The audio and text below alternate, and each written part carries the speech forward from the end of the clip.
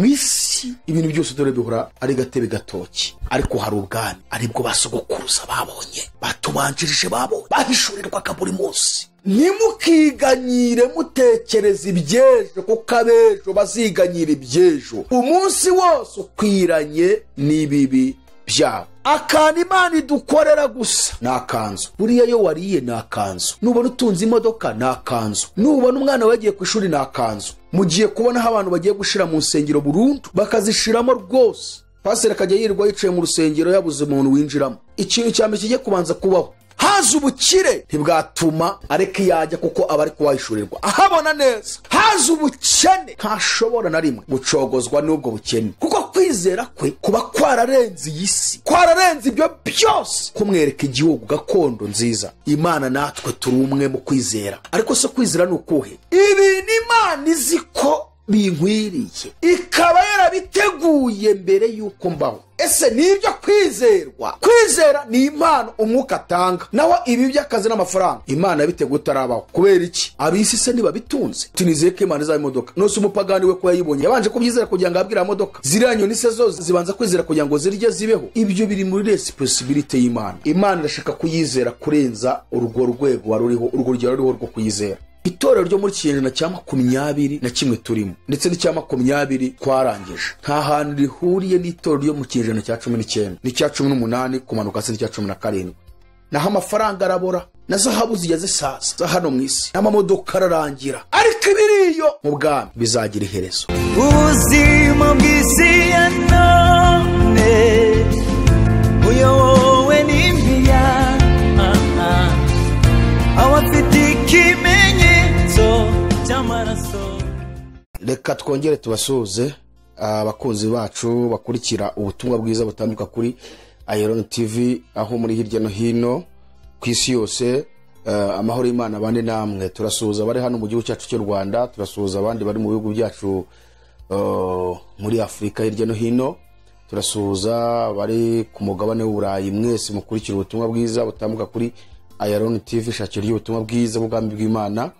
Turasuhuza kandi abari ku mugabane wa Aziya n'abari ku mugabane wa Amerika ndetse n'umugabane wa Oceania. Mwese inshuti zacu, abakunzi b'ijambo ry'Imana kandi abadufatanyije urugendo rujya mw'Ijuru. Imana ibishimire kandi Imana ibahe ibikwiriye byose aho muri gushakishiriza. Reka nsabe ngo Imana isubize kwifuza kwa buri wese, kandi ibihwanye n'ibyo ishaka. Ijambo ry'Imana atubwira ngo nidusenga, Yesu arimo kwigisha gusenga, aravuga ngo nidusenga tujye tuvuga ngo Data wa twese uri mu ijuru, izina ryawe ryubahwe, ubwami bwawe buze, kandi ibyo ushaka bibeho mu isi nk'uko biba mu ijuru. Igihe cyose dukwiriye guhora tubwira Imana ngo ibyo ushaka bitubeho nk'uko no mu ijuru bibaho. Uko niko tuzaba turi kuzana ubwami bw'Imana mu isi. Reka dusenga Imana, hanyuma dusabe Imana imanuke kubana natwe, ndetse no kuduhishurira ubwiru bwayo no gufasha buri wese kumva ubutumwa bwiza.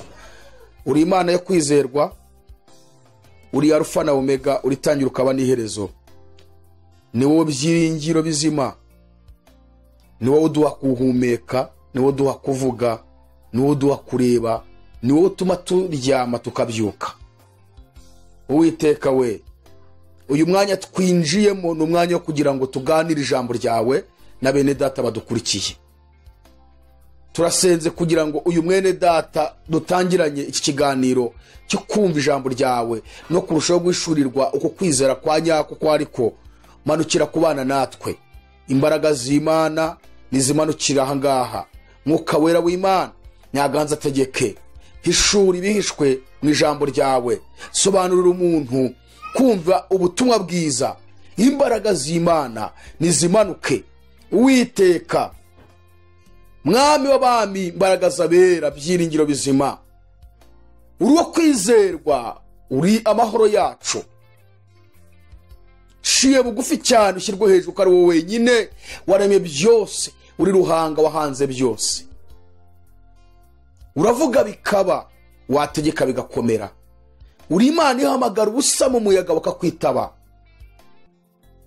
Wicaye hejuru y'abakerubi, uteye ubwoba mu rukiko rw'abera. Uyu mwanya manukira kubana natwe, Mana kingura ugurura imitima y'abagiye kurikirana ijambo ryawe. Matwi ya benshi yumve. Dalano siwi hizbo fahoze esha his bin stance talazo resha has been for the tie. Oh hallelujah. Dini wi hizbo pesha fe ede takusi di shai my God. Dalango we here ve de si ede bin shalosi ede takusi di bolais. Baba imbaraga z'umubi, imbaraga za satani zitsirwe kuri uyu mwene data ugiye kumva ubutumwa bwiza. Jambo ryawe niribe umuyoboro mwiza utuma abantu barushaho kugwishurirwa no gwishurirwa ubwami bw'Imana. Uko kwizera tugiye kuganiraho kwabanjirijwe na basogokuruza bagakugira bigatuma batambuka muri iyi isi kanyeganyega, abadayimoni bagahinda imishyitsi kuko bari bafite kwizera gukomeye. Turaguhamagaye kugira ngo ubane natwe. Raloze we hija lando sela ziri for the shine santo enemango priya zore fe the shine. Oh haleluya haleluya haleluya haleluya haleluya. Bana natwe kandi tugire neza mu izina rya Yesu Kristo, amen. Kwizera ku ntambwe enye umukristo agomba gutera mu kwizera. Ubushize ubwo duheruka twize ku ntambwe imwe twari turayirangiza, nari nabasabye ko buri wese azatanga komanteri uzumva ubutumwa bwiza kuri wa muntu nababwiye wizeye ko azagura inzu bagiye guteza icyamunara, aragenda arapiganwa kugeza finali ari we inzu uyihawe, ariko abura amafaranga yo kwishyura kandi ngo yari yizeye.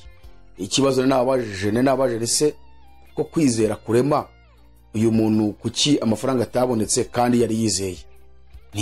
Niba atarayabonye ayo mafaranga rero ntabwo kwizera ko kwari kuzuye.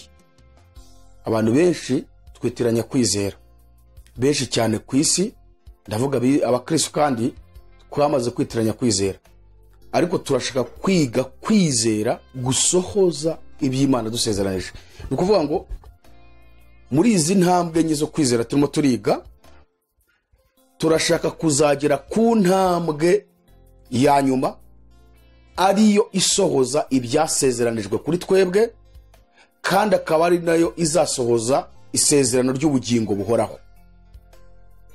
Uriya muntu murebe namwe nari namubabwiye uburyo yizeye akajya mu cyamunara agapiganwa n'abandi kugeza ubwo ageze naho inzu ari we wayemereye kuko ari we wari warushije abandi amafaranga, kandi ngo yagiye mu buryo bwo kwizera ariko abura amafaranga yo kwishyura.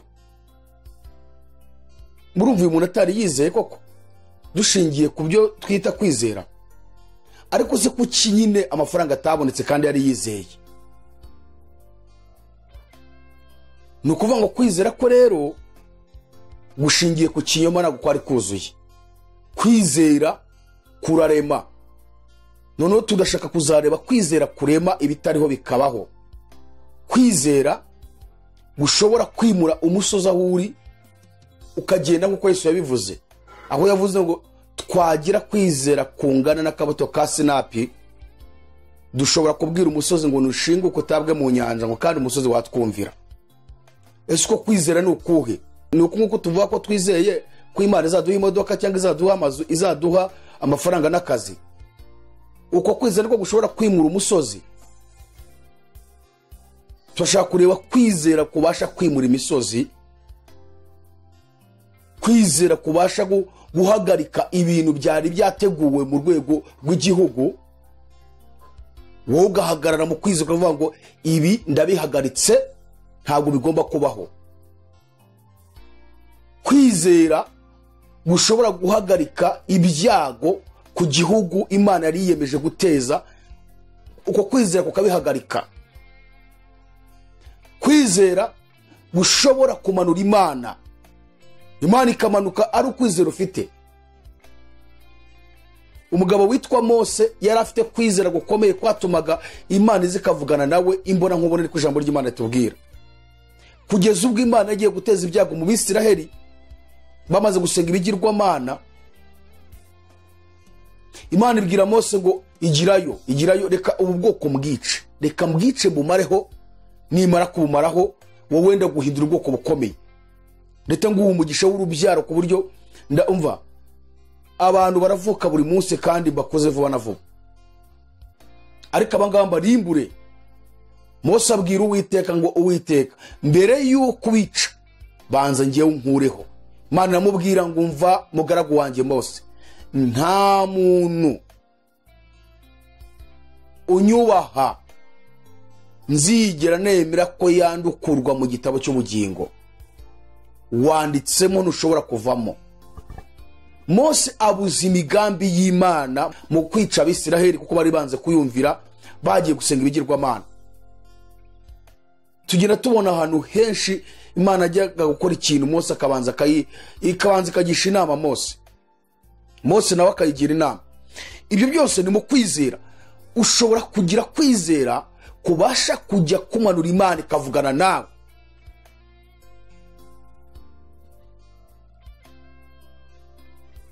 Uyu munsi rero turakomereza ku ngingo yacu ya mbere, cyangwa se intambwe ya mbere twari turimo turiga duhuriraho twese abatuye isi. Intambwe ya mbere twabonye ko ni ukwizera duhuriraho twese abatuye isi, yaba abakijijwe n'abadakijijwe. Kwizera gushingiye ku bifatika by'umubiri.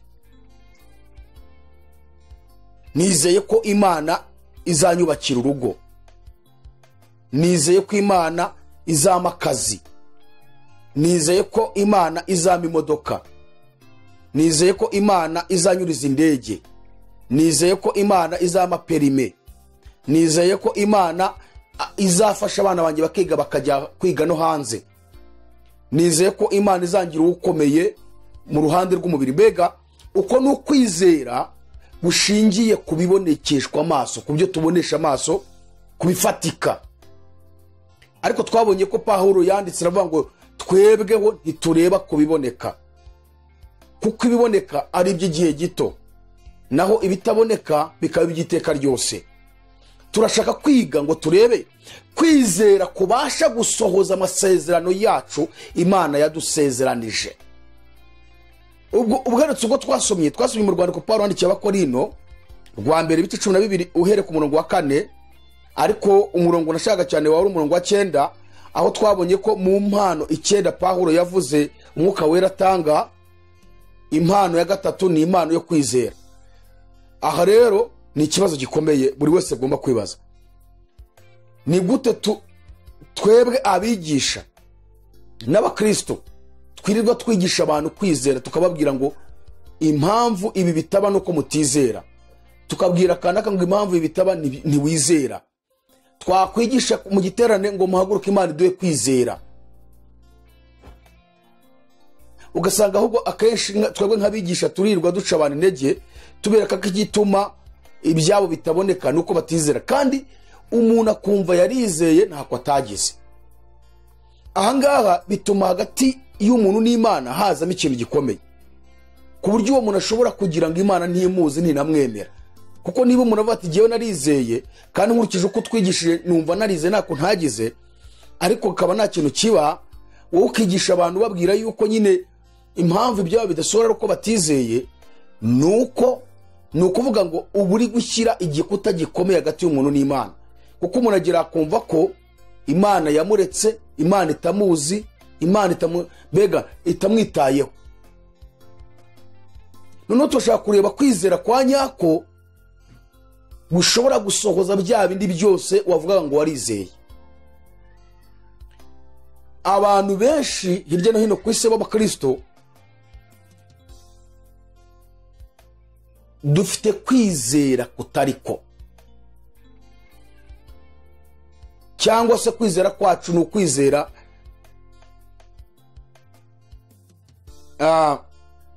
twizera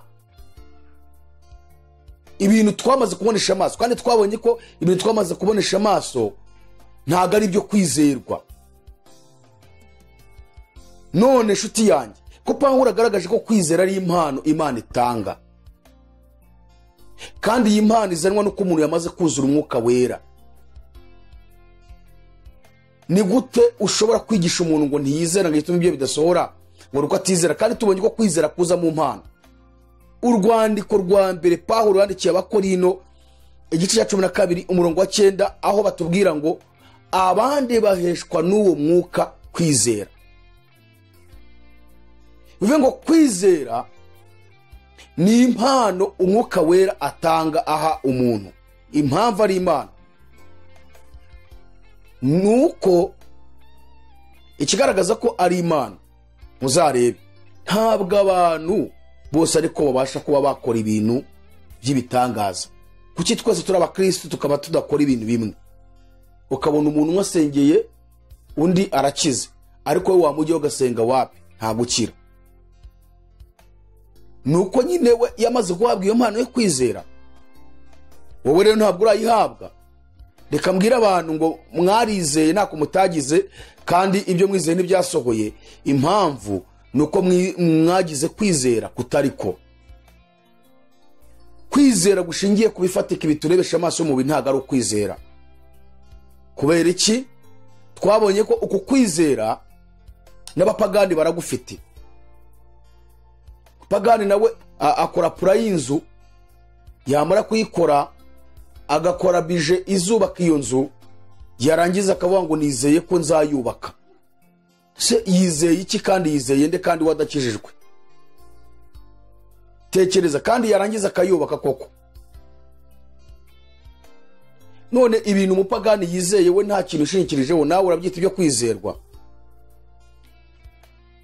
Uyu munsi tugiye kugaruka turebe aho Bibiliya igaragaza neza ko ibi byose tubonesha amaso yacu y'umubiri, ibi ngibi tutambukamo bya buri munsi, amafaranga, akazi, kwiga, abana bacu kuba rihira mu mashuri bakiga, gushaka, kubona inkwano yo gukwa umukobwa, kubona ibishyingiranwa, ibitwikururwa, kubona perime, gutunga imodoka, gutunga inzu, kurira indege, kugira ubuzima bwiza rwose muri iyi si.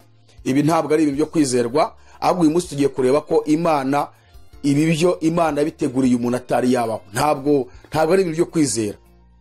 Mbega urugero ni nko kubona jewe umwana wanjye ajya mu bana akagenda yirata mu bana babwira ngo nizeye ko dadi azangurira pantaro, nizeye ko dada azangurira ikabutura. Ngaho ese ko kuburi nibyo kwizera? Ibyo biri mu nshingano zanjye.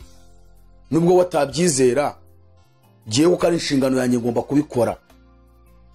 Hari ibintu byinshi Imana yihaye nk'inshingano zo kugira ngo ibidukorere, bikaba ari inshingano ku Mana kubidukorera tutanabyizeye. Turaje twinjire muri Bibiliya turebe. Reka dusome ijambo ry'Imana dusanga mu butumwa bwiza uko bwanditswe na Matayo igice ni cya 6 umurongo wa 25 kize ku murongo wa 34, hanyuma tukomeze kuganira kuri izi ntambwe enye zo kwizera. Ubutumwa bwiza ko bwanditswe na Matayo igice cya 6 umurongo wa 25 turageza ku murongo wa 34. Turacyari ku ntambwe ya mbere yo kwizera, aho tugiye kureba ko ibyo twita ko twizera biri mu nshingano y'Imana tutiriwe tubyizera kubidukorera. Ahubwo ikibazo nuko twavanye kwizera ku Mana, kwizera kwacu tukwerekeza ku by'Imana izadukorera. Dukwiriye gufata kwizera kwacu tukizera umuremyi w'ijuru n'isi, aho kwizera iby'Imana izakora. Ahubwo nagiye nkubwire ngo wowe nkurikiye, ibyo wizeye Imana yabikoze kera, ahubwo ntabwo urabimenya. Yaba wamenyega ko ibyo wizeye, imodoka, inzu, amafaranga, akazi, kubaka urugo, urubyaro, kugira perime, kwiga ukarangiza, kuba wakura indege ukajya mu bindi bihugu, ibyo Imana yabirangije kera ku buzima bwawe. Ahubwo ikigushakaho ni umutima wawe. Hari ijambo rivugwa mu migani ngo mwana wanjye mu mutima wawe kandi amaso yawe shemina inzira zanjye. Nta kindi Imana igusaba, ni umutima wawe. Naho ibindi byo wizera Imana yabirangije kera. Reka dusome twumve. aya magambo tugiye gusoma Yesu yararimo aratwigisha cyangwa se ariko twihanangiriza ikintu cyitwa kutiganyira, ariko atwereka ko ibidutera kwiganyira Imana yarangije kubikora kera ibyatuma twiganyira. Ahubwo Yesu yashakaga yuko twe tumwizera tugakura umutima ku bintu, tukizera ubwe nyiri ibintu. Kadusome twumve. Icyo gitumye babwira ntimukiganyire ngo mutekereze ubugingo muti tuzarya iki cyangwa muti tuzanywa iki. Ntimwiganyire ngo mutekereze iby'umubiri wanyu ngo tuzambara iki. Mbese ubugingo ntiburuta ibyo kurya, umubiri nturuta imyambaro. Nimurebe iguruka mu kirere, ntibibiba, ntibisarura, ntibinuka mu bigega, kandi so mw'Ijuru arabigaburira nabyo. Mwebwe se ntimubiruta cyane? Ninde muri mwe biganyira wabasha kwiyunguraho umukono umwe? None se ikibaganyisha imyambaro ni iki? Mutekereze uburabyo bwo mu gasozi uko bumera, ntibugira umurimo, ntibuboha imyenda. Kandi ndababwira yuko Salomo mu bwiza bwe bwose atariba nk'akarabyo kamwe muri ubu. Ariko Imana ubwo yambika ubwatsi bwo mu gasozi icyo buriho none ejo bakabujugunya mu muriro, ntizarushaho kuwambika mwafite kwizera gukemwe. Nuko ntimukiganyire mugira ngo tuzarya iki cyangwa ngo tuzanywa iki cyangwa ngo tuzambara iki, kuko ibyo byose abapagani babishaka, kandi so mw'Ijuru azi ko mubikwiriye byose. Ahubwo mubanze mushaka ubwami bw'Imana no gukiranuka kwayo, nibyo byose muzabyongererwa. Ntimukiganyire mutekereza iby'ejo, kuko abejo baziganyira iby'ejo. Umunsi wose ukwiranye n'ibibi byawo. Amen. Uyu murongo dusorejeho wa 34 n'umurongo ukomeye. Reka duhera aha ngaha twumva icyo Yesu yabivuzeho.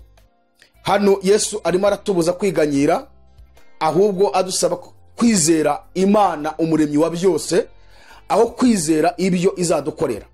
Ngira ngo muribuka dutangira twasomye amagambo ari mu Baheburayo igice cya 11, dusoma titire, dusoma n'umurongo wa mbere. Iyo titire iravuga ngo kwizera icyari cyo, ibyitegerezo by'abizera nyakuri.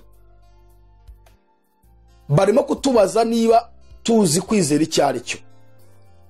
Hanyuma bakavuga ngo niba utazi kwizera icyari cyo, dore ibyitegerezo by'abizera nyakuri. Twabonye ko igice cya 11 niba ushaka kumenya kwizera icyari cyo ndetse naho wakwigira uko kwizera, ni ugusoma kiriya gice cya 11 havugwamo intwari zo kwizera. Noneho ukareba ibyo bizeraga ibyo ari byo. Ese bizeraga amafaranga, bizeraga akazi, bizeraga imodoka, bizeraga kuri indege, bizeraga ibyo nibyo bizeraga. Genda usome uwumva icyo bizeraga icyari cyo, kugezaho Bibiliya yibise ngo ni intwari zo kwizera. Kandi uku kwizera bari bafite kwasohoje ibyo ngibyo twebwe twizera uyu munsi. Hanyuma rero Yesu hano arimo arashaka kutwigisha kuko dukwiriye gukura amaso yacu ku bigaragara, ku byo tureba hano muri iyi si, tukarenza amaso yacu iki kirere, tukarenza amaso yacu izuba n'ukwezi n'inyenyeri, kugeza ubwo amaso yacu agera mu ijuru ku Mana, aho Imana iri, tugahishurirwa ijuru, tugahishurirwa Imana n'ubwami bwayo. Hanyuma mu gusenga, haleluya, tukajya duhora dusenga tuvuga ngo ubwami bwawe buze, ibyo ushaka bibeho mu isi kuko ba mu ijuru. Lord, Lord, Lord. Noneho tugiye kureba kwizera hano Yesu yavuze. Nicyo gitumye mbabwira ntimukiganyire ngo mutekereze iby'ubugingo muti tuzarya iki cyangwa muti tuzanywa iki. Arongera ngo kandi ntimukiganyire ngo mutekereze iby'imibiri yanyu ngo tuzambara iki. Ahita avuga ngo mbese ubugingo ntiburuta ibyo kurya. Kabiri, umubiri se wo nturuta imyambaro. Reka manzi sobanura ahantu. Bibiliya yivuze ubugingo ibishaka kuvuga amaraso yacu. Igituma turiho ni uko amaraso yacu atembera mu mubiri neza, bigatuma imitsi ikomeza kugubwa neza mbega n'inyama zo mu mubiri zikaba zitoshye mbega Bibiliya ivuze ubugingo ishaka kuvuga amaraso. Niyo mpamvu amaraso aramutse avuze uhita upfa. Ushobora gucika ukuguru kabaho, ushobora gucika ukuboko kabaho, ushobora gucika ino kabaho, noneho amaraso aramutse avuze akavura uwo muntu ahita apfa. Yesu aravuze ngo ubugingo ntiburuta ibyo kurya.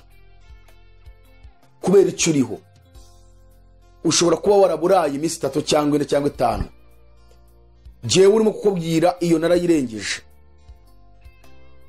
ariko sinigeze ndekura umuremyi wanjye. Nta nubwo nigeze njya kwicira inzira ngo njye kwiba cyangwa njye kubeshya cyangwa njye kuryarya.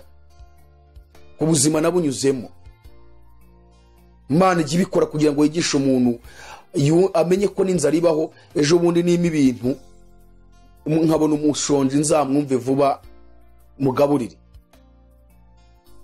Aho naho n'ahandi Imana yaciye n'ikosa umuntu aba yarakoze kugira ngo abashe kuzaha agaciro abandi bazaba bari aho yigeze aba. Yesu aravuze ngo ubugingo, mbese ubugingo ntiburuta ibyo kurya. Waraburaye ariko niwapfuye, warabwiriwe niwapfuye, wamaze iminsi 3 niwapfuye, wamaze 5 niwapfuye. Ubugingo ntiburuta ibyo kurya. Kuba ubwirirwa ukaburara ntupfe, icyo cyonyine Yesu ari kukubwira ko gihagije ko n'ibindi byose uzabibona. Icya kabiri, umubiri nturuta imyambaro. Nk'ubu Imana iramutse imfashe jewe uri imbere yawe urimo kukubwira ubutumwa bwiza, ikamvanaho uruhu, kavanaho umubiri wanjye, hagasigara imitsi n'amagufwa, nkaza kwicara imbere ya kamera ngo ndimo ndabigisha, buri wese yahita yirukanka yaranabirota avuga ati nabonye umuzimu. Noneho rero ntihajyeho inyama, uruhu rwe kujyaho. Uruhu nirwo mubiri, nirwo mubiri Yesu yavuze. Mwese mubonye inyama zishingitse ku mubiri wanjye, nkaza imbere ya kamera gutya, reba mu maso yanjye uru ruhu rwavuyeho, uyu mubiri uriho wavuyeho. Mwahita mubona ari dayimoni. Ariko urebe ukuntu Imana yamfashe, ukuntu Imana yagufashe, igafata amagufwa, igashyiramo umusokoro, igashyiraho imitsi, igateraho inyama, ikorosaho uyu mubiri ari rwo ruhu. Mbega ikintu gikomeye, mbega ubuntu bw'Imana. Irangije yambika ibyo bintu, yambikaho umubiri. Yesu hano arimo aratubwira ngo icyo kirahagije kukumvisha ko n'ibindi byitwa imyambaro Imana ibizi turi buvangura byizera. Ibyo navuga ngo biri muri responsibility y'Imana, biri mu nshingano y'Imana. Kwambara ni inshingano z'Imana kuri jewe, kurya ni inshingano z'Imana kuri jewe, kuri wowe. Gukora, kuryama, kubyuka ni inshingano z'Imana. Ese nta bantu muzi baryama bakaba barabuze ibitotsi? Niba hari umugisha ubaho mwiza ubaho, ni ukuryama ukabona ibitotsi.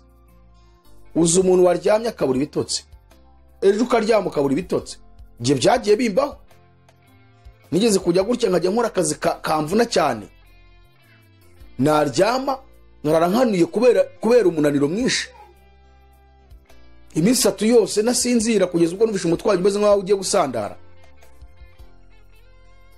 Mugisha ubaho wa mbere, mu migisha ibaho harimo n'umugisha wo kugira ibitotsi. Salomo ni umukire mu bakire ba mbere babayeho ku isi. Salomo yari afite abacuranzi bacuranga iwe b'abagore n'abagabo, ababyariye mu rugo rwe. Yewe imva, Salomo yari umukire.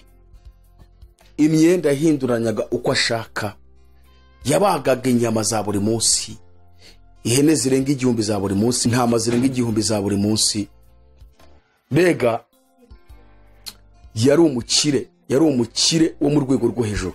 Ariko ikintu gikomeye, Yesu aravuze ngo Salomo ntiyigeze arimba nk'akarabyo kamwe mu burabyo Imana yaremye.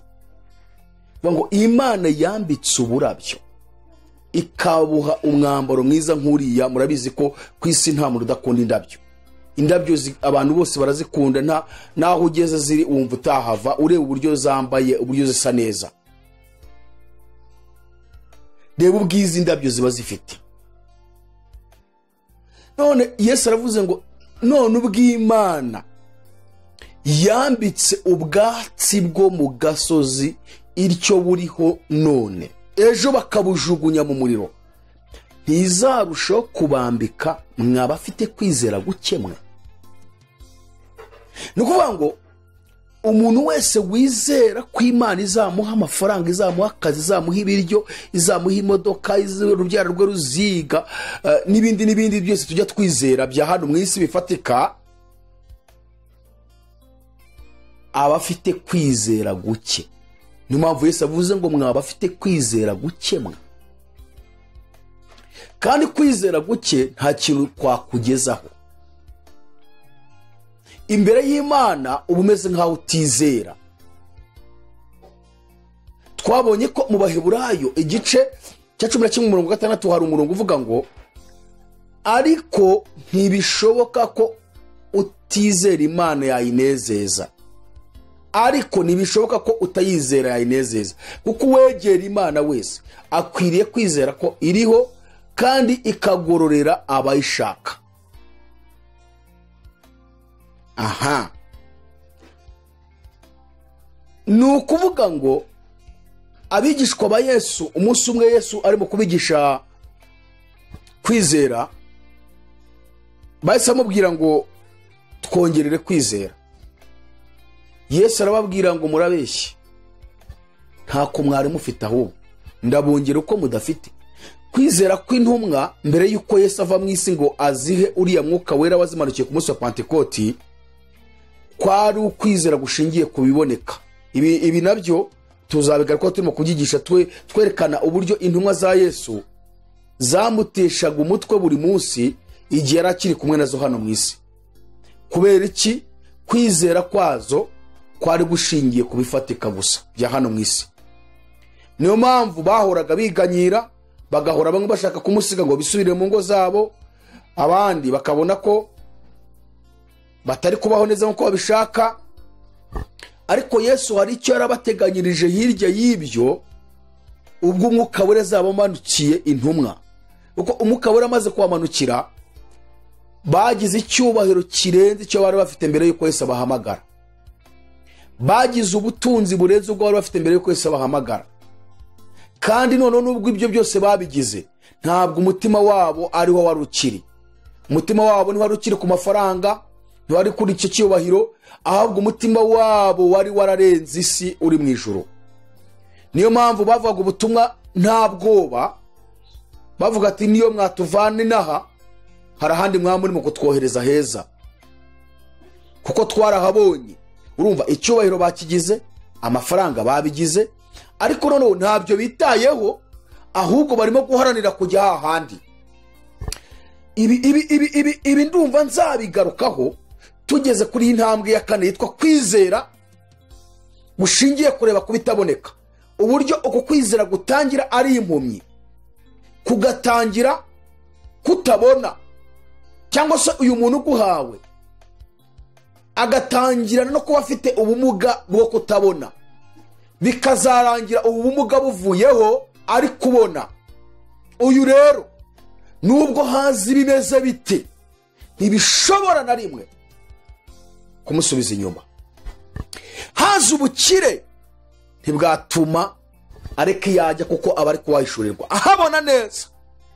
Hazi ubukene ntashobora na rimwe gucogozwa n'ubwo bukene, kuko kwizera kwe kuba kwararenze iyi si, kwararenze ibyo byose, kumwereka igihugu gakondo nziza.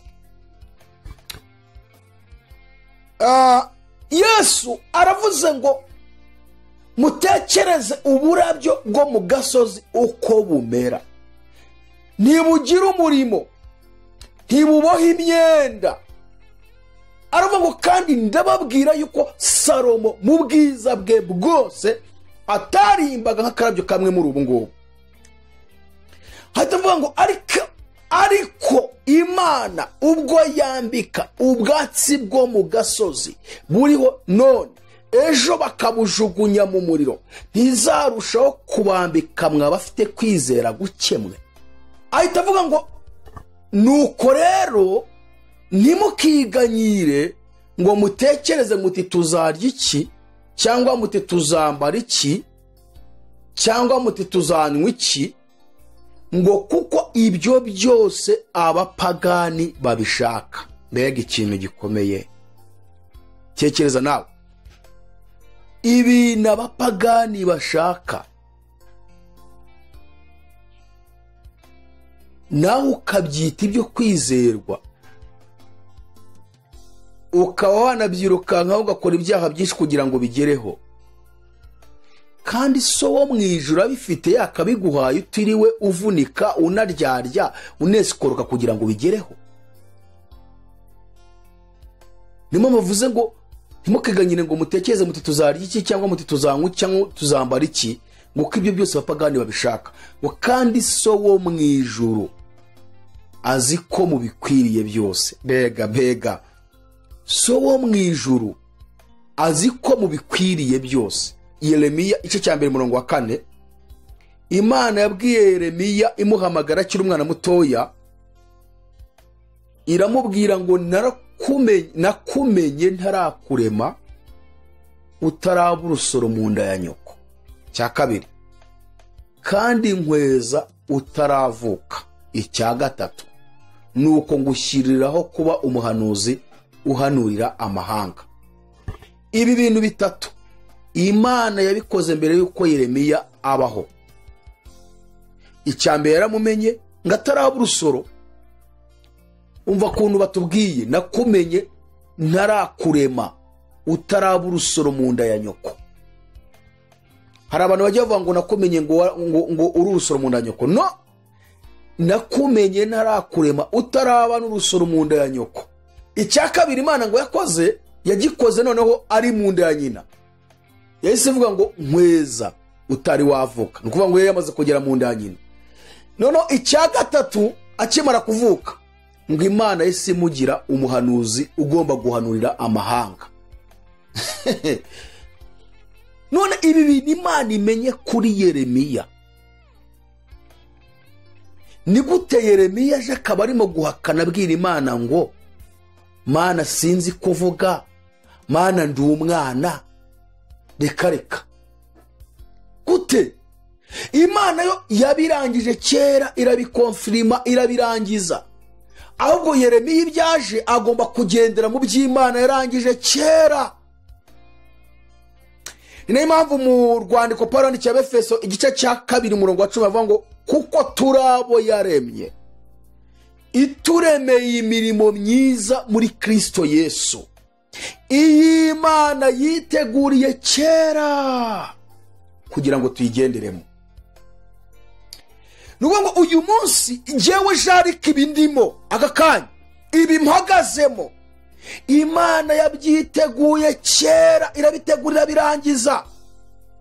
Kuba akakanya ndi imbere y'ikamera Imana yabiteguye itarandema, ntaraba urusoro mu nda ya mama, ntaravuka, irangeza ihita inegura kuba umuhanuzi uzaguhanurira muri iki gihe cya none. Iyi saha uyu munota Imana yabizi ko nzaba nicaye imbere ya kamera ya AYALONI TV ndimo ndakwigisha. Iyi saha Imana yabizi ko wowe uzaba uri imbere ya kamera ya AYALONI, uzaba uri imbere yayo, uzaba uri gukurikirana ubutumwa kuri AYALONI TV. Iyi myambaro nambaye, iyi Imana yayiteguye ntarabaho. Ubu ndi kugendera mu by'Imana yakoze kera. None ibi ni Imana yateguye kera, nibyo kwizera. Alalosi elfodimango. shall his be a son tire ziribo. Ikibazo nkwiriye kubyizera cyangwa nkwiriye kwizera umuremyi wandemye nkagendera muri we nkajya mbona ibintu bizaho gusa nukubona ibintu bigenda binzaho gusa nkabona imyenda igikubiseho nkabona akazi karaje nkabona amafaranga araje nkabona ndabyaye nkabona ndubatse urugo rwiza. Ibyo ni ibintu jewe bigomba kuza biri automatique kuko Imana mbere yuko indema yabiteguye kera. Ahubwo kwizera kwanjye ntabwo kwire kuba ku mafaranga kazi n'ibindi. Kwizera kwanjye kugomba kugenda kukamatana kugafatana n'Imana neza kuko kwizera ni ikintu gituma hagati yanjye n'Imana tuba umwe. Ukuvuga ngo umuntu wizeye Imana ni nko gufata ifu y'ubugari ugashyiramo amazi ukarika. Igihe buriya bugari bumaze gushya ntabwo ushobora gutandukanya amazi n'ubugari ngo bikunde, n'amazi ntababoneka. Uko niko umukristo wizera nyabyo ameze we n'Imana. Imana nawe ntiwabitandukanya. Niyo mpamvu Imana igize kubwira Yeremiya ngo nukura ibishimwa mu bigawa uzaba ubaye akanwa kanjye. Pawulo we yongera ijambo rikomeye aravuga ngo nuko rero ubwo dukorana nayo.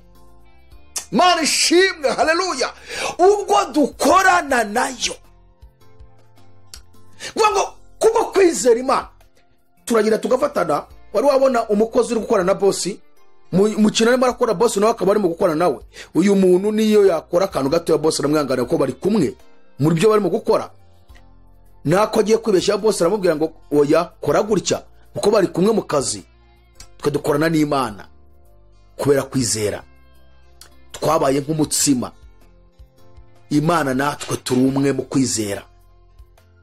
Ariko se kwizera ni ukuhe? Nimukiganyira mutekereza muti tuzarya iki cyangwa muti tuzambara iki cyangwa muti tuzanywa iki kuko ibyo byose abapagani babishaka. Kandi so wo mw'Ijuru azi ko mubikwiriye byose. Ibi ni Imana izi ko binkwiriye ikaba yarabiteguye mbere yuko mbaho. Ese nibyo kwizerwa cyangwa ahubwo ngomba guhora mbigenderamo mbona bibyizana gusa? Turashaka kureba kwizera kwanya kuko abantu benshi bizera akazi, bizera amafaranga, bizera inzu, bizera imodoka, bizera. Nibyo tukwiye kwizera se? No. Kwizera ni impano umwuka atanga. Naho ibi by'akazi n'amafaranga Imana yabiteguye utarabaho. Kubera iki? Abisi se niba bitunze, abatizera niba bifite nabo. Utinizeye ko Imana izaba imodoka. Nose umupagani we ko yayibonye yarabyizeye. Yabanje kubyizera kugira ngo abwira imodoka. Ziriya nyoni se zo zibanza kwizera kugira ngo zirye zibeho. Ibyo biri muri reciprocity y'Imana. Reka ngutangarize nkubwira ngo Imana irashaka kuyizera kurenza urwo rwego waruriho, urwo rugero ruriho rwo kuyizera. Niyo mpamvu mubona itorero mu isi uburyo rikorana n'Imana bimaze kugabanyuka cyane. Turi kugenda tujya down. Itorero ryo muri kinyejana cya 21 turimo ndetse n'icya 20 twarangije nta hantu rihuriye n'itorero ryo mu kinyejana cya 19 n'icya 18 kumanuka se n'icya 17. Itorero ryo muri ibyo binyejana mvuze ryari itorero rifite kwizera gukomeye. Shuti muvandimwe wo nkurikiye aka kanya, denza amaso yawe ibi bibonekeshwa amaso, ibi tureba hano mu isi. Kwizera kwawe ni kugera mu ijuru gukomange. Iyo ndebesheje kwizera nezererwa umukiza wanjye, mbona ubutunzi bwinshi cyane bufitwe na data uhoraho. Haleluya, ndanezerewe kuko anyobora iminsi yose. Iyo mfite intege nke cyane ambumbatiza amaboko ye. Iyo ndebesheje ukwizera nezererwa umukiza wanjye, mbona ubutunzi bwinshi cyane bufitwe na data uhoraho. Haleluya, ndanezerewe kuko anyobora iminsi yose. Iyo mfite intege nke cyane ambumbatiza amaboko ye. Noneho ntabwo nyiri indushyi kuko nuzuye umunezero, urukundo rwe n'imbabazi bituma nyumva iyo musabye. Haleluya, amimbaraga zo gutsinda ibigeragezo, niba nawushaka amahoro umwugururira umutima. Yesu agaragaje ko ibi byose dukenera mu isi bidufasha mu buzima bwacu, Imana yabiteguye tutari twabaho. Aho soreje kugira ngo noneho tubone uko twinjira ku yindi ntambwe, Yesu aravuze ngo ahubwo mubanze mushake ubwami bw'Imana no gukiranuka kwayo, nibwo ibyo byose muzabyongererwa. Ni ukuvuga ngo ibintu dukeneye mu buzima bwa buri munsi bidufasha muri iyi si byose ni inyongera. Ni ukuvuga ngo kwizera kwacu gukwiriye guhanga amaso ku bwami bw'Imana no gukiranuka kwayo. Ni ikimana dushakaho. Irashaka ko kwizera ufite kurenga ibi bya hano mu isi, ahubwo kukagera ku bwami bw'Imana ndetse kukanagera mu gukiranuka kw'Imana, ubundi biriya byose bikaza bikwirukankaho. Hari ijambo rikomeye Yesu asorejeho kuri uyu murongo wa 34, aravuze ngo nimukiganyire mutekereza ibyejo kuko abejo baziganyira ibyejo, umunsi wose ukwiranye n'ibibi byabo. Icyitonderwa ahangaha, Yesu avuzeho amagambo abiri akomeye. Ijambo rya mbere, ntimukiganyire mutekereza ibyejo kuko abejo baziganyira ibyejo, kandi buri munsi bihora byitwa ejo. Uyu munsi n'ejo, ejo bizaba ari ejo, ejo bindi bizaba ari ejo. Bivuga ngo bihora ari ejo, bihora ari ejo. None Yesu aravuze ngo n'abejo baziganyira ibyejo. Ubwo urumva kwiganyira se bizashira? Niyo mpamvu hari aho yagize aravuga ngo ninde muri mwe wiganyira nibuza wiyunguyeho umukono umwe. Umukono ni ukuvana ku rutoki rwa musumba zose aho rugarukiye ukagera hano ku nkokora. Iyo ni imikono imwe, igice cya metero. None Yesu aravuze ngo ninde muri mwe, tekereza igihe wiganyiriye, tekereza n'igihe wagiye wizerera ngo noneho ngo ndabyizeye ko Imana ibimpaye, niki wiyongereyeho ku byo wagiye wiganyiramo n'uburyo wagiye ubyizeramo. Niba uzari umukono umwe wigeze wiyongeraho kuri ibyo bintu. None Yesu aravuze ngo abejo baziganyira ibyejo. Bivuga ngo niba wiganyiriye cyangwa se ukaba unahora ubona ubuzima bwawe butagenda, niba ejo se n'ejo hari ukwiganyira, no ku wundi munsi ukaba hari ukwiganyira, uziganyira ugeze ryari muvandimwe? Imana ishaka ko ukura amaso yawe y'umutima, ntabwo ari aya ngaya y'umubiri. ukayakura kuri ibyo ubona kanaka afite na kanaka afite na kanaka afite, kanaka twareganye dore urwego agezeho, kanaka se shane nitwaheranye primaire dore ahantu ageze, mwana yoriye indege. Imana ya kuvana amaso kuri ibyo.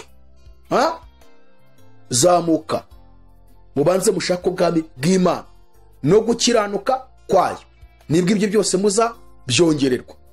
Kwizera kwawe ni kurenge kanaka, ni kurenge imodoka, ni kurenge amafaranga, ni kurenge. Zamuka gera ku bwami, gera mu bwami.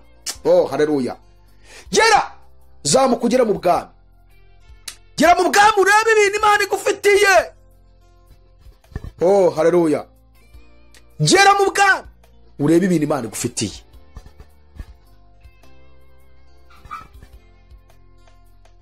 Hari ubuzima bw'iteka ryose.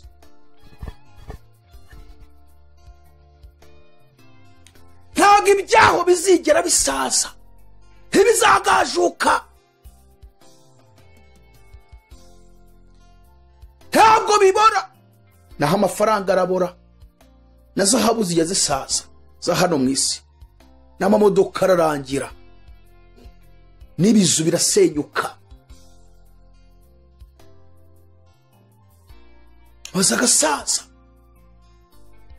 Ariko ibiriyo mu bwami bizagira iherezo. Iri ni jambo Yesu avuze rikomeye. Aravuze ngo umunsi wose ukwiranye n'ibibi bya ngaho. Iri jambo riraremereye muvandimwe, kuko umuntu urivuze ni umuremyi w'ijuru n'isi. Umuntu urivuze niwe waremye ibyo byose wowe wizeye. Umuntu urivuze ahera mu itangira akagira mu iherezo, azi ibyo mu itangiriro, azi ibyo hagati, azi n'ibyo mu iherezo. Ubivuze ashobora byose, azi byose. Arivugiye ngo umunsi wose ukwiranye n'ibibi byawo. Bivuga ngo uyu munsi hari ibibi, ejo hari ibibi, ejo bundi hari ibibi, nyuma y'imyaka 3 hari ibibi, 10 hari ibibi, 100 hari ibibi. Umunsi wose ukwiranye n'ibibi byawo. Iyo ni Yesu bivuze, umwami w'ijuru n'isi. Aha turabwira ba bandi bahora bizeza abantu ibitangaza bitariho. Ibibazo wari ufite Imana yabirangije, Imana ikuremeye ahumutse, Imana yagutetetera. Haleluya. Ibyo bibazo byawe byose Imana ibishyizeho iherezo. Umunsi wose ukwiranye n'ibibi byawo. Ikitonderwa aha naribajije, Yesu kazi byose, akaba ari Imana, akaba ari byose, azi ibyo mu itangiriro, azi ibyo hagati, azi ibyo mu iherezo. Kuki nibuza atigeze avuga ngo umunsi wose ukwiranye n'ibibi n'ibyiza? Cyangwa se ngavuge ngo umunsi wose ukwiranye n'ibyiza byawo. Ariko avuze ikintu kimwe gusa, umunsi wose ukwiranye n'ibibi byawo. Nshuti, ibibi mu isi ntidushobora kubicika habe na gato, nta n'igihe ibigeragezo bizarangira ngo bikurweho burundu. Niyo mpamvu ujya nkunda kuvuga ngo ibigeragezo biratandukanye. Hariho ikigeragezo cy'igikire n'ikigeragezo cy'umukene. Ushobora gukira ugatangira guhura n'ibigeragezo by'uko wakize, urwego wagezeho hari ibiri muri urwo rwego. Shobora kuba ndi umukene nkahura n'ibigeragezo by'ubukene ndimo. Shobora kugira ikigerezo cy'inzara, ukagira ikigerezo cy'ibiryo. Uti gute? Ngiye shobora kugira inzara, ariko wowe wajya ibyo biryo ugatangira kurwaragura ibirwara. Gaho kwa muganga ati diabete, gaho kwa muganga bati dore umuvuduko w'amaraso, ntuzongeye kurya inyama, ntuzongeye kunywa amata, ntuzongeye kurya ifiriti, ntuzongeye kurya umunyu, urya dodo zonyine zitarimo amavuta zitogosheje, ufata ibini. Cyo ni ikigeragezo cyawe cyo mu bukire, cyafite icyo mu bukene cy'inzara. Mu isi ibintu byose dore bihora ari gatebe gatoki, ariko hari ubwami aribwo basogokuruza babonye, batubanjirije babonye, bahishurirwaga buri munsi. Nshuti za Yesu, Pawulo yaravuze, aravuga ngo, reka tuwasome ariwo nsoreza urwandiko rwa mbere Pawulo yandikiye Abakorino. Rwandiko rwa mbere Pawulo yandikiye Abakorino. Twumve Pawulo uko yabivuze kuri ubu buzima bwo mu isi ducamo. Dukwiye gukura amaso ku by'isi, kuko iby'isi by'ibigeragezo bizahuraho n'ibizashira. Ikigeragezo kivaho haza ikindi, ariko gifite indi sura atari cya kindi.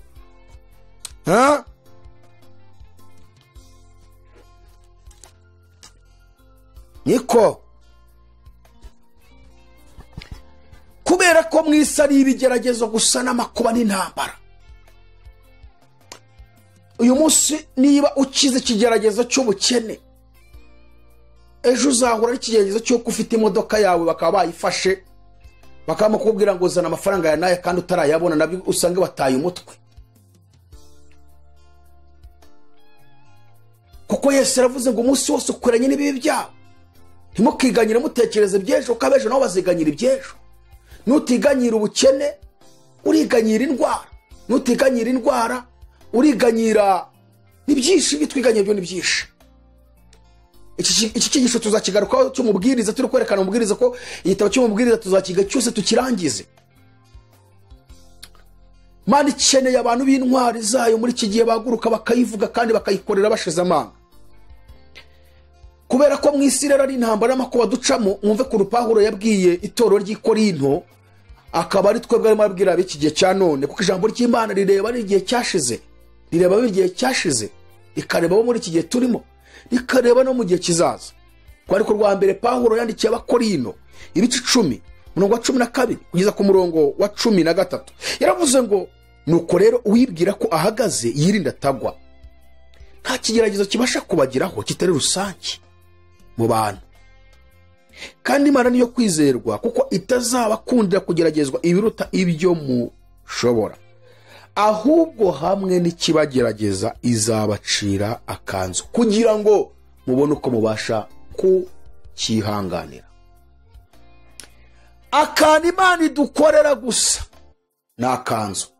Buriya yo wariye ni akanzu, nubona utunze imodoka ni akanzu, nubona umwana wagiye ku ishuri ni akanzu. Iki cyigisho tuzakigarukaho aho tuzinjira mu gitabo cy'umubwiriza, turebe ibihe dutambukamo hano mu isi. Nshuti yanjye, reka nkubwire ngo kura kwizera kwawe kubifatika bya hano mu isi. Imana ishaka ko wiyumvamo ko uri umwana w'Imana. Umwana kuri se iteka ryose ahora yumva ko ise agomba kumukorera ibikwiriye byose. Niki gituma itorero mubona hirya no hino ku isi ririmo kugenda rijya mu buhenebere bukomeye? Ngira ngo murabona ubuhenebere hirya no hino ku isi mu itorero, uburyo ririmo guhenebera bikomeye. Nta yindi mpamvu, nuko kwizera kwacu kubakiye ku bya hano mu isi, ibi turebesha amaso y'umubiri. Ariko si icyo Imana ishaka. Imana ishaka kwizera kwacu kutareba ku bya hano mu isi, kandi bigatuma inasohoza ibyo yavuganye natwe. Ikindi, nta n'ikintu gishobora kutubuza gukomeza urugendo rujya mu ijuru ku muntu wamaze kugira kwizera kudashingiye ku bya hano mu isi. Kubera ko abantu benshi kwizera kwacu gushingiye ku bya hano mu isi, ubuhenebere buzanywe nuko turi kubishaka nk'ababitaye, ku buryo twabuze umwanya wo guha Imana. None se ni gute nyine wowe urareba ukabona uwo mwiganye yaragusize, ukareba wa wundi mwatangiranye mucuruza amaze kujya ku rwego ruhambaye, kandi wenda we afite izindi nzira arimo gukoresha kugira ngo agere kuri ibyo ngibyo, ariko nawe ukabona ko watakaye, wasigaye. Igituma mubona hirya no hino mu itorero harimo ikintu cyitwa ubuhenebere, kandi n'ubundi hagiye kuza uburenze ubwo turi kubona uyu munsi, kuko uburi hano hirya mu myaka mikeya hari ubuhenebere burenze ubwo turi kubona uyu munsi. Kuko niba jya nkunda gutanga urugero avuga ngo reba igihe wakirijwe, urebe ibihe wari urimo n'ibihe byari biri mu itorero, umbwire ko uyu munsi ari byo bihe bigihari. Ubu kandi n'abari gukizwa uyu munsi nabo barimo kuvuga ko hari ibihe. Ubu mu myaka 10 bazavuga ngo dukizwa hari ibihe, ngaho ibaze. Ubwo no kuvuga ngo icyo gihe bizaba byaragabanyutse, kandi n'abazakizwa icyo gihe bazavuga ngo mu yindi myaka natwe, ubwo nabo mu yindi myaka bazavuga ngo natwe igihe twakijwe hari ibihe. Kumbi uko imyaka igenda iza niko ubuhenebere bugenda bwinjira mu bakristo, bugenda bwinjira, umwuka agenda aba down muri bo. Kubera iki?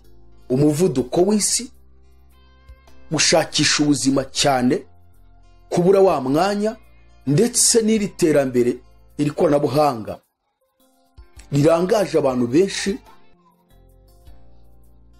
niko mugiye kubona n'ibindi bibi bigiye kuza.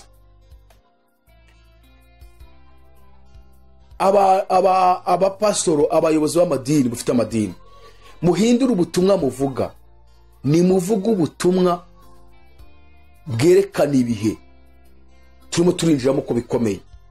Ni mutanga imiburo ya nyuma kugira ngo abantu barusheho kwezwa, kuko imbere hariya hari ubugwe n'ubukonje burenze. Ni mutavuga ubutumwa butuma abantu bakanguka ngo bakizwe, mu myaka 15 nta rubyiruko muzamukibona mu nsengero zanyu.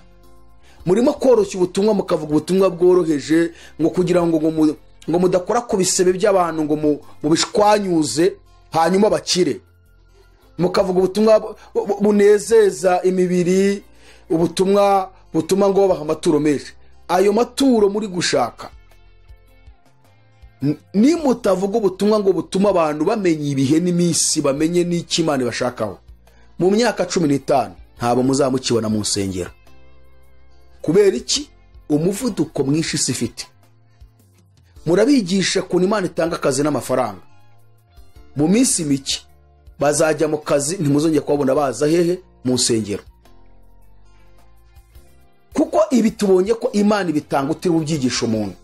Icyambere nuko umuntu akizwa, akubaha Imana, kwizera ko kukaba ku Mana, hanyuma ibintu bikaza ari inyongera, bikaza binirukanka. Kandi mugiye kubona aho abantu bagiye gushira mu nsengero burundu, bakazishiramo rwose. Pastor akajya yirirwa yicaye mu rusengero yabuze umuntu winjiramo. Ikintu cyambere kigiye kubanza kubaho ni urubyiruko. Urubyiruko rwo rwa mbere rugiye kubanza gushira mu nsengero. Hakomeze hajyemo abasaza nkatwe, hajyemo abakecuru, twigeze gusogongeraho tukaba tuzi neza uburyo agakiza karyoshye, ariko natwe zatujyamo turi ba ntege nkeya. Naho urubyiruko rwo rugiye gucika mu nsengero, ngo ubuhanuzi butumwa ndabubahaye. Urubyiruko mugiye kurubura mu nsengero kubera umuvuduko mwinshi isi ifite, no kuba twaranze kubwiza abantu kuri ngo dushwanyuze ibisebe bafite, ubundi bakire, bamenye Imana neza. Reka dusenge. Intambwe ya mbere turayisoje yo kwizera Dore twese batuye isi, tubonye ko ibibyo biri mu nshingano y'Imana, kuko twabonye ubushize ko Imana irema Adamu yamuremye ariko yamaze kumutegura ibizamutunga. Ntabwo umuntu yabayeho kubw'ibintu, ahubwo ibintu byabayeho kubw'umuntu. Iki rero ukwiriye kukimenya neza.